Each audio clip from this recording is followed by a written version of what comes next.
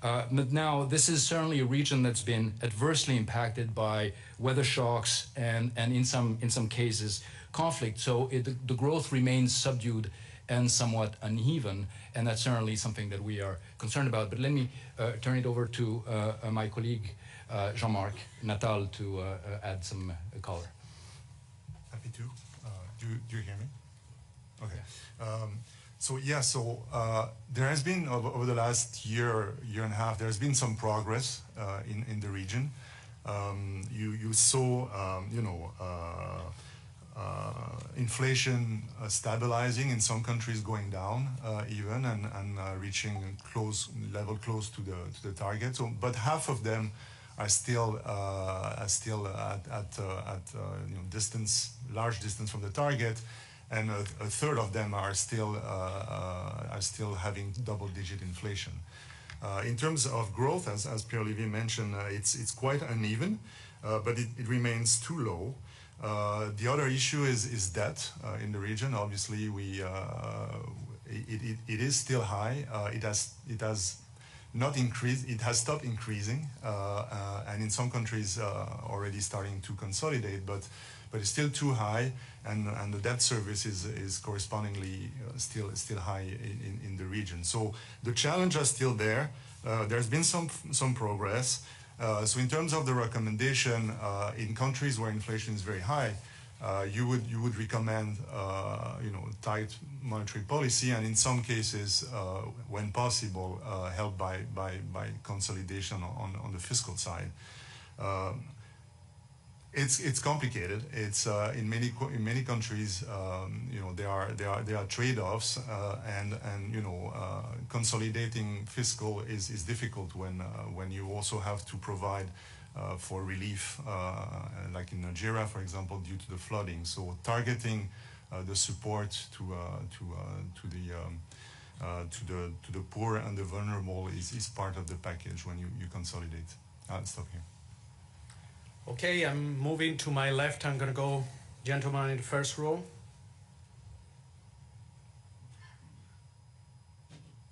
Thank you very much. Joel Hills from ITV News. We know that the Chancellor in the United Kingdom is planning on changing the fiscal rule on debt to allow for to borrow more for investment. Pierre-Olivier, do you support this idea, and what, in your view, are the risks? And should the UK government continue to target a fall in debt of some description or a rise in public sector net worth? And Pierre-Olivier, before you answer, are there any other questions on the UK in the room? I'm going to take just two more from this group of UK reporters on my right, that they are very eager. Just two questions more. We don't want to overwhelm. Alex Brummer from the Daily Mail in London. Again, around the Chancellor's upcoming budget. In your opening remarks, you referred to the possibility of abrupt changes in fiscal policy, disrupting what might happen to economies. And the UK, according to your forecast, is in a quite good place in terms of growth heading upwards. Do you fear that too strong a change in direction in fiscal policy in the UK could affect future growth? Just one more question. Mehreen Khan from The Times. You mentioned that there are some countries at risk of fiscal slippage because governments that promised to do their consolidation struggle to execute. Is the UK in that group? And also the IMF has previously recommended that countries that are under fiscal strain can keep sort of investment flowing if they do shift to measures like public sector net worth. Is that still a recommendation that you stand by, in particular relevance for the UK? And to give Pierre-Olivier a little bit of time, I just want to remind everyone that we will have regional press briefings later this week, and some of these questions can be brought to all the heads of the parliament that are going to be talking later on the week. Pierre-Olivier? Yeah, so first I will make three quick remarks. So the first one is, of course, we're going to wait and see at the end of this month, on October 30th, the details of the budget that will be announced by the UK government, and at that point we'll be able to evaluate and see the detail of the measures and how they will impact the UK economy. The broader question, I think, is relevant for many countries, not just the UK. And it goes to the second pivot I mentioned, is this narrow path in terms of fiscal consolidation.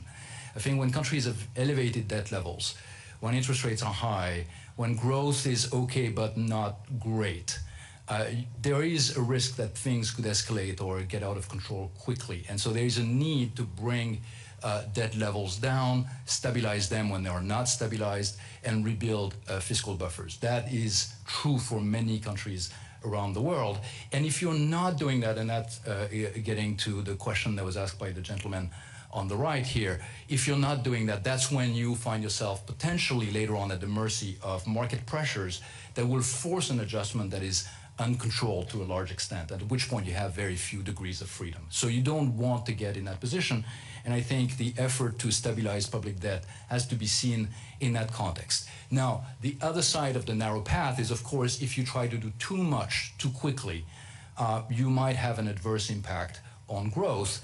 And you have to be careful there, because we do have most countries have important needs when it comes to spending, whether it's about essential services, whether we think about healthcare, or if we think about public investment and the climate transition.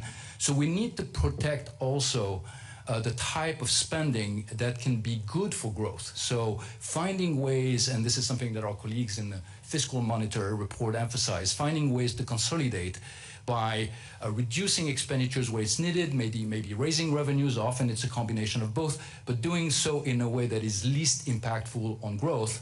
It's country by country. There's no general formula, but that's kind of the nature of the exercise. That pivot, that second pivot, is absolutely essential at a point we're at. Again, precisely because we're in a world in which there will be more shocks, and countries need to be prepared and need to have some room on the fiscal side to be able to deal with them. Okay, last question on this side, then I will go online, and then I will go around the room again. The gentleman on the second row. Thanks, Jose.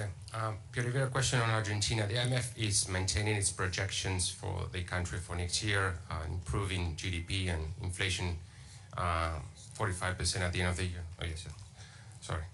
Rafael Matus from La Nación. A question on Argentina. So the IMF is maintaining its projections for next year, but I wanted to see if you could give us a little bit more detail on where do you see the economy going, and if it's accurate to say at this point that the worst of the crisis is in the past. Thanks. We have received other questions regarding Argentina online from Liliana Franco. Basically, she wants to know what's behind our expectations for inflation for 2025. And I think that there are other Argentine reporters in the room. I see them in the back. Please, if somebody can get them the mic, and we can get all the questions on Argentina and then move on to other regions.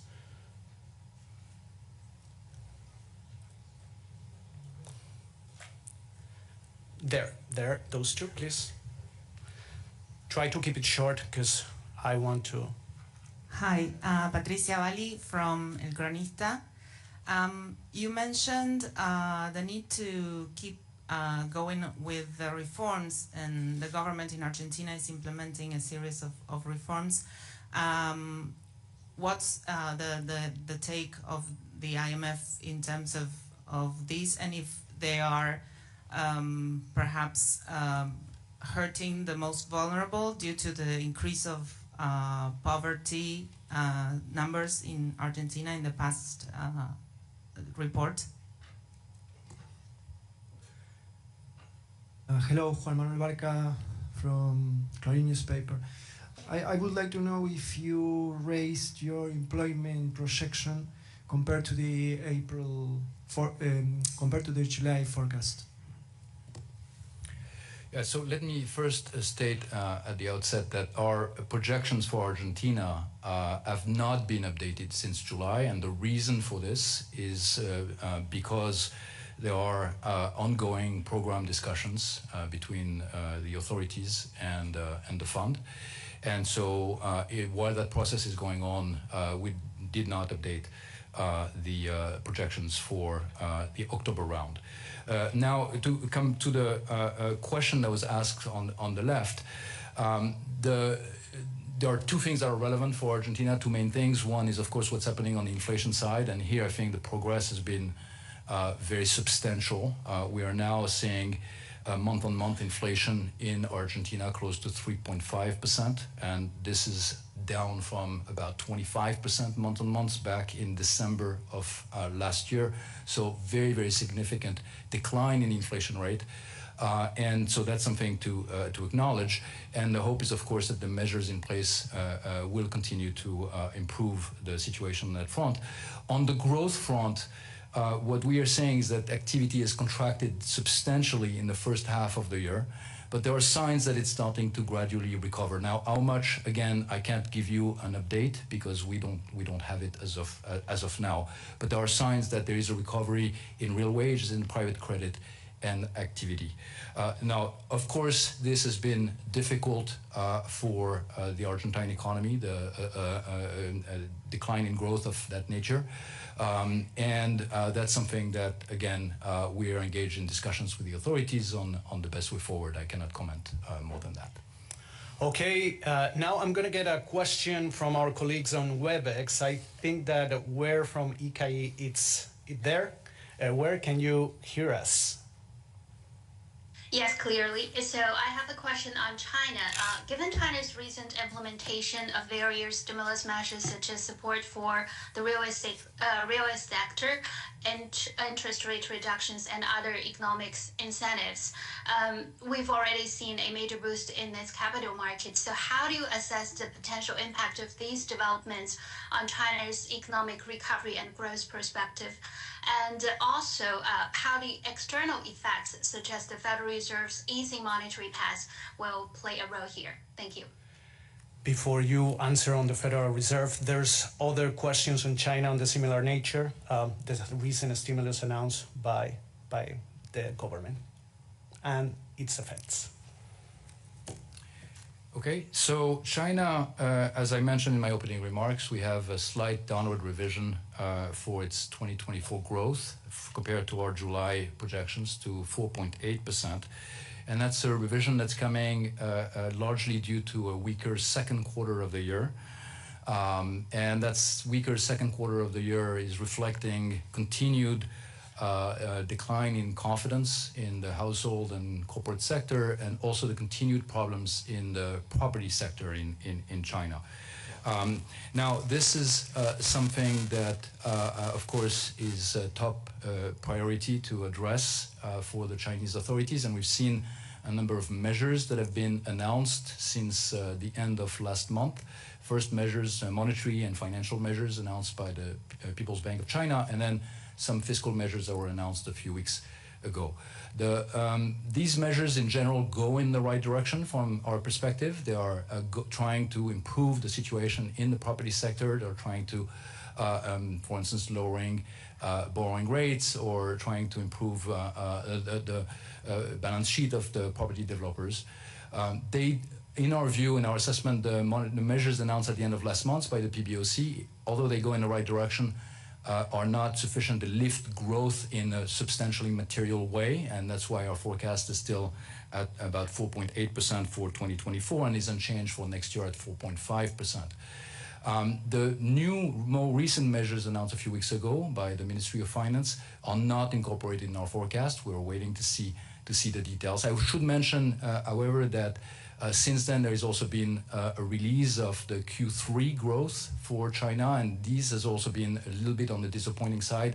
So I would say that what we're seeing in terms of where the Chinese economy might be going is a little bit of downward revision coming from the Q3 forecast, and then potentially some measures that will help lift the economy going forward. Okay, so we have an additional question on online. Basically, it comes from a reporter in Israel who wants to know how the current conflict is affecting the region and the global economy. Also, if there's any other questions regarding the ongoing conflict, we can go here on the first row, please. Hi, Amir Goma from Al Sharq Bloomberg. With the GCC countries increasingly focusing on diversifying their economy away from oil now, how the IMF sees the progress and how you assess that with the geopolitical tensions that may affect the attraction of the investment. Okay. So on the impact of the conflict in the Middle East on the countries in the region and maybe more broadly, let me ask my colleague Petja Koiva-Brooks to come in. Sure. Indeed, the conflict has inflicted a heavy toll on the region, and our hearts go to all who have been affected by it. We are monitoring the situation very closely, and what we could say at this stage is, apart from the enormous uncertainty that we see, is that the fallout has been the hardest in the countries in the region at the epicenter of the conflict. We've seen significant declines in output in West Bank, in Gaza. Lebanon has also been hard hit. Now we've also seen impact in the on the economy in Israel. Although there, I think so far at least the impact has been smaller. Now, beyond that, there has also been an impact on commodity prices, on oil prices. We've seen quite a lot of volatility, though, as other factors have also come in, such as the concerns about global demand kind of have pushed prices in the opposite direction. Now, beyond that, when it comes to specific countries in the GCC region, when it comes to, for instance, Saudi Arabia, we've seen there the non-oil output has done very well, and we do have a small downward revision in the overall growth rate, but that is pretty much because of the voluntary oil cuts that have now been extended through November. Let me stop here. Thank you. Okay, we are coming here to the center of the room. I'm gonna go way back. The gentleman in the blue shirt, that I think is the third row from the back. Yeah, there he has, there. A little bit. Can you stand up? Yeah, perfect. And then I will go with you, with the lady. Okay, sorry. Thank you for doing this. Your alternative scenario about the trade war doesn't seem so far from reality. Indeed, especially if Trump wins the elections. So could you argument about that? Thank you. We have a couple of questions similar to that nature. Yes, so I mean, of course, let me first preface by saying that we are not commenting on elections or potential platforms here at the IMF. What we are seeing when we're looking at the world economy is goes beyond what might be happening in a single country, and this is why the scenario that we are looking at in box 1.2 of our World Economic Outlook is one that focuses on, if you want, an escalation of trade tensions between different regions, whether the US, the European Union, or China. And the numbers I quoted earlier are reflecting our model estimates of the cumulative impact of this increase in tension. So I think that this is something that we are very concerned about. We've seen a very sharp increase in the number of trade distorting measures implemented by countries since 2019, roughly. They've gone from 1,000 to 3,000. So tripling of trade distorting measures implemented by countries. And 2019 was not a low point. That was already something that was above what we were seeing in the 2010s. So there is definitely direction of travel here that we are very concerned about. Because a lot of these trade distorting measures could reflect decisions by countries that are self-centered, but could be ultimately harmful not just to the global economy, but this is what the benefits of doing a scenario analysis like the one we did. They're also hurtful for the countries that implement them as well, because of the impact on global trade also makes the residents of a country poorer. Okay, I'm going to take a question from WebEx, and then I'm going to go to you. I think that we have a question on the US. Please go ahead. Good morning, everyone. Elena Frazen from Kiev Post. My question would be regarding the US resilience towards inflation shock. I remember talks about this during the April meetings and the April report, and I want to ask you whether you are still committed to this forecast of the US resiliency, and whether we can still see the risk of recession in the US, since recent talks about the unemployment date, it has not always came to the expectations of what the bond market or the stock exchange thinks. So is the US still as resilient as you saw it in April this year? Yeah, so I mean the news on the U.S. is very good in a sense. I mean we've had an upgrade in our growth forecast for 2024 and 2025.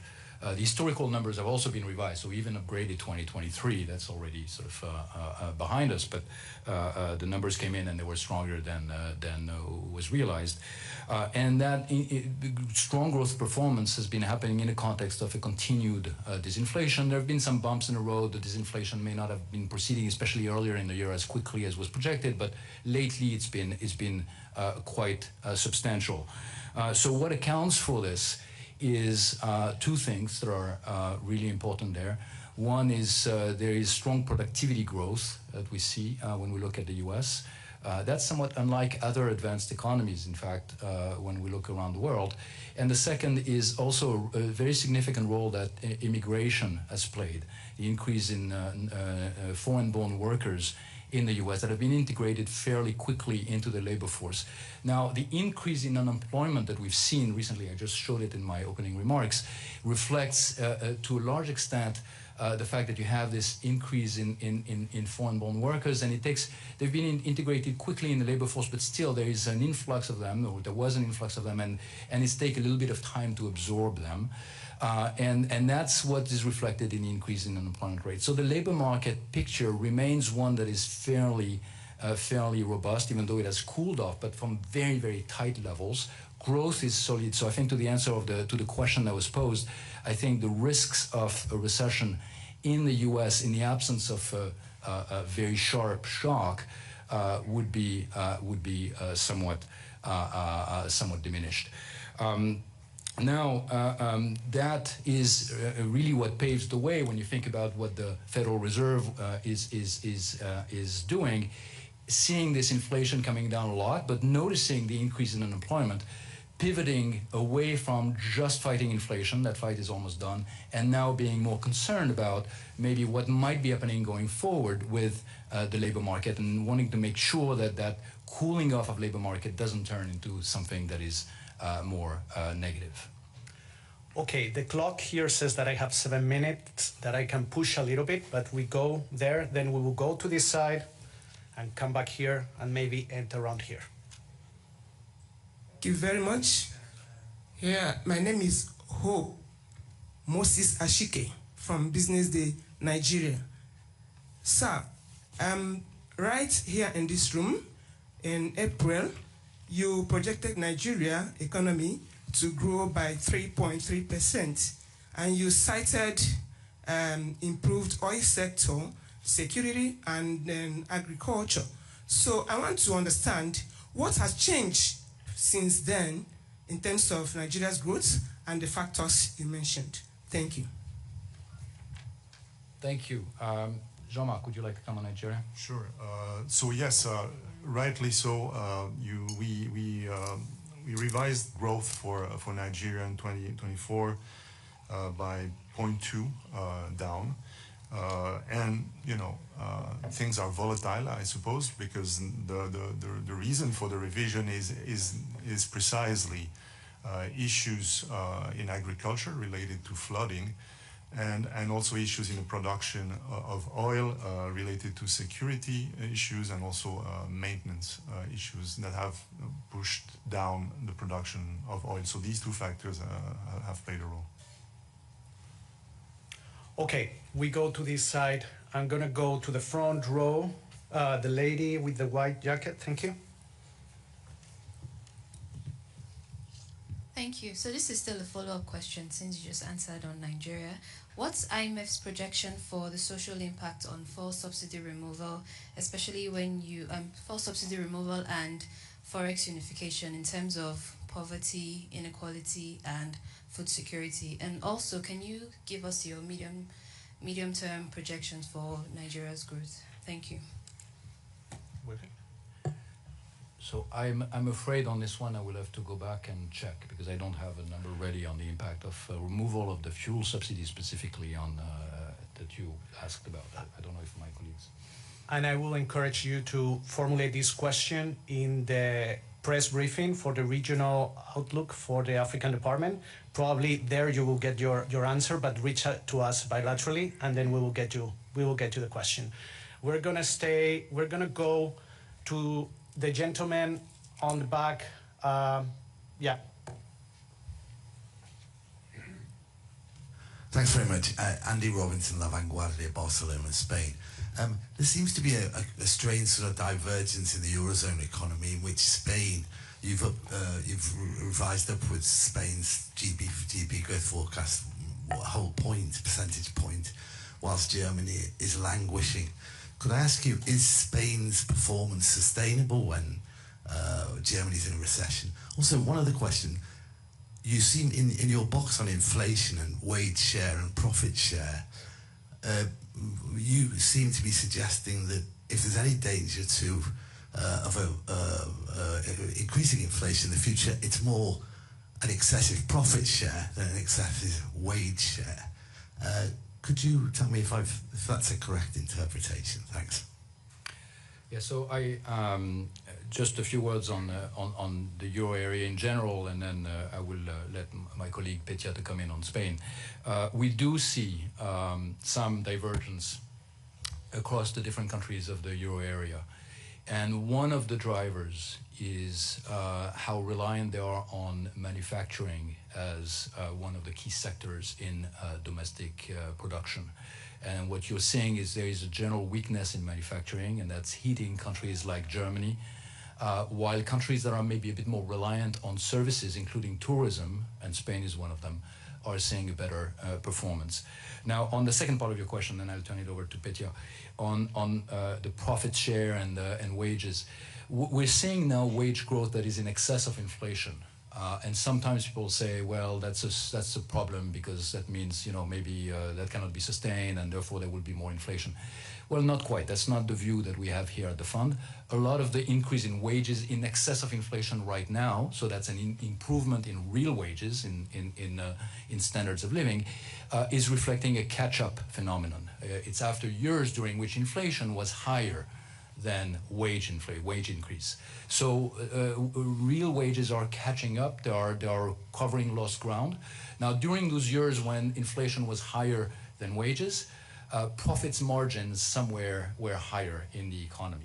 And that is the profit margin that is being eroded back. So it's not that we're squeezing profits inordinately right now. It's just that they are coming back towards more of their historical level as real wages are catching up. And therefore, that's not necessarily a concern in terms of inflation dynamics going forward. Now, with this, let me turn it over to Petia. Thank you. Indeed, Spain does stand out as one of the countries with a substantial upward revision for this year. We're now projecting growth to be 2.9 after last year when it was 2.7. So what's behind this revision is the positive surprises that we've already seen, especially in the second quarter, as well as some other revisions to the back data. And then when we look at the composition of these surprises, again, it was net exports and the receipts from tourism that were a substantial contributor, but also private consumption and investment also played a role, which may imply that some of the impact of the National Recovery Plan and the EU funds that are being used we could already be seeing the impact of that. And then when we move forward, we are expecting slowdown in growth next year. But again, if this investment continues, of course, that would be a very positive factor behind the recovery. Thanks. Okay, I have time for just one question because literally we have 15 seconds. So I'm going to go with the gentleman here.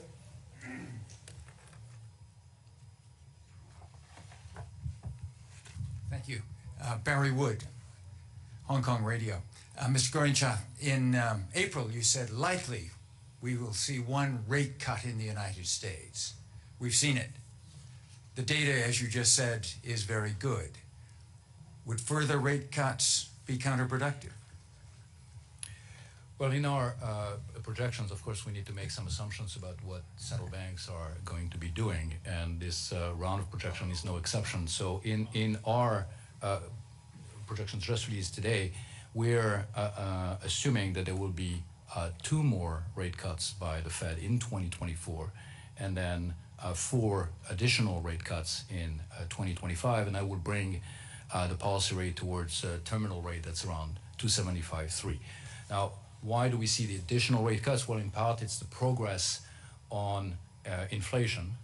And then, as I mentioned earlier as an answer to an earlier question, the fact that we're seeing the labor markets cooling, and therefore the concern for the Fed is now to make sure that that last part of the disinflation process is not one that is going to hit activity. In chapter 2 of our report, we describe how that last mile could be somewhat more costly because as the supply constraints have eased and moved away, it becomes harder to bring down inflation at last mile without hurting economic activity. So it's important to also adjust the policy rate path in the direction of a little bit more easing as the economy is smooth landing. Okay, as in life, all good things have to come to an end. But before that, I want to thank you all on behalf of Pierre-Olivier, Petia, and Daniel, or Jean-Marc, sorry, I'm having a deja vu here. Also, on behalf of the Communications Department, and a couple of reminders for all of you. The Global Financial Stability Report press briefing is going to happen in this same room at around 10:15 a.m. Tomorrow morning, you have the press briefing for the Fiscal Monitor, and later on the week, you will have the Managing Director's press briefing and all the regional press briefings that we've been talking about. I want to encourage you to go to imf.org, download the flagships, the World Economic Outlook, and if you have any questions, comments, feedback, everything to media@imf.org. So have a great day. Thank you.